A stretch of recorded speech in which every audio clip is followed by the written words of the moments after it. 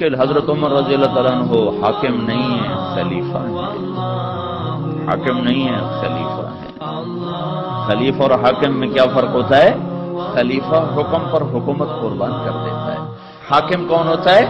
جو حکومت پر حکم کو قربان کر دیتا ہے۔ وہ کہتے ہیں میری حکومت نہ جائے، شریعت جاتی ہے تو جائے۔ خلیفہ کون ہوتا ہے؟ وہ کہتا ہے شریعت نہ جائے، حکومت جاتی ہے تو جائے۔ وہ حکومت کی پرواہ نہیں کرتا، وہ خلیفہ تھے۔ خلیفہ 22 لاکھ مربع میل میں اسلام پھیلانے والا شخص، جو اللہ سے مانگا گیا یا اللہ عمر دے دے مجھے، یا اللہ مجھے عمر دے دے، دے دیے گئے۔ بدھ کو دعا مانگی، جمعرات کو عمر اسلام میں آ گئے۔ بدھ جمعرات کی درمیانی رات حضرت ابوبکر کی پٹائی ہوئی، شام کو بڑی شدید مرنے کے قریب ہو گئے، اٹھا کے لائے گئے۔ آپ نے دیکھا تو آپ کا رو رو کے برا حال ہو گیا۔ تو اس وقت آپ نے دعا کی ہے اللہ اسلام کو عزت ہے، ان دو میں سے ایک، عمر یا عمر۔ ایک ابو جہل کا نام عمر بن ہشام ہے، ان کا نام عمر بن خطاب ہے، لیکن آپ نے فرمایا میرا جی چاہتا ہے کہ عمر بن خطاب ہو۔ رات کو دعا مانگی، جمعرات کی صبح کو عمر بن خطاب قتل کا ارادہ کر کے اور ایمان سب منور ہوئے، مشرف ہوئے۔ اور جب یہ ایمان لائے تو جبریل اتر آئے کہ یا رسول اللہ آپ کو خوشی ہو رہی عمر کے اسلام کی؟ آپ نے کہا بڑی، کہ آسمان کے فرشتے بھی خوش ہو رہے، آسمان کے فرشتے بھی خوش ہو رہے۔ 10 برس حکومت کی، 10 سال کے بعد عبداللہ بن عمر بیٹے نے خواب دیکھا کہ پسینہ ایسے پہنچ رہے ہیں، یوں پسینہ پہنچ رہے ہیں۔ کہنے لگے ابا جان کیا ہوا؟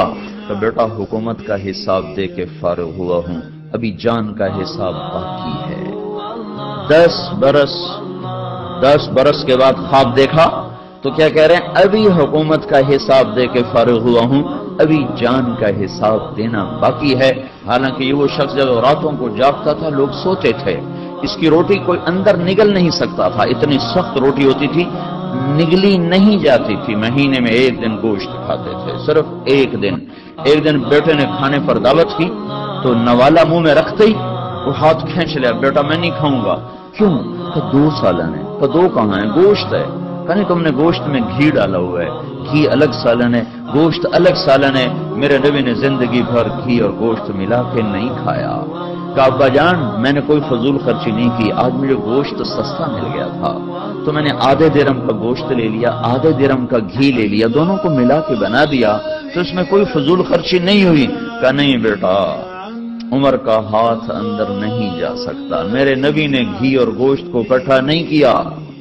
ایسا شخص جو مظلوم کی فریاد سن کر یا لبیکا کی صدائیں لگاتا ہوا مدینے کی گلیوں میں بے قرار ہو کے پھرنے لگ جاتا تھا، راتوں کو نگرانی کے لیے پھر رہا ہے، وہ عمر 22 لاکھ مربع میل میں سلطنت اور راتوں کو چکر لگ رہے ہیں۔ ایک بڑھیا ہانڈی چڑھا کے بیٹھی ہوئی ہے، بچے 3-4 رو رہے ہیں، چیخ رہے ہیں۔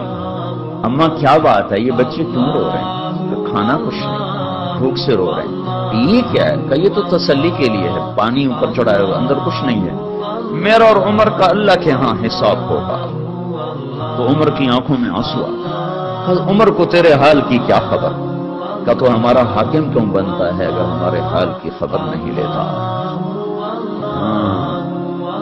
یہ حکومت کر کے خوش ہوتے ہیں میں وزیر بن گیا، پاگل دنیا مبارک دیتی ہے، مبارک ہو جناب آپ وزیر بن گئے۔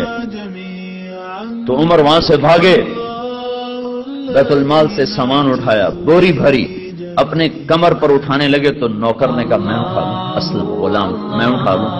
فرمایا قیامت کے دن بھی میرا بوجھ تم اٹھو گے۔ بوری اٹھائی اور بھاگے ہوئے آئے اور آ کر جلدی سے اس میں گھی اور پنیر اور کھجور، حیسا ایک عرب میں حلوہ بنتا تھا، حیسا، وہ جلدی سے تیار کیا اور لکڑیاں ڈال کے پھونک مار رہے۔ اسلم فرماتے ہیں غلام کہ میں دھواں ان کی داڑھی میں سے نکلتا اور آنکھوں سے آنسو بیت میں دیکھ رہا تھا، وہ بے قرار ہو کے آگ جلا رہے تھے یہاں تک کہ وہ حیسا تیار ہوا۔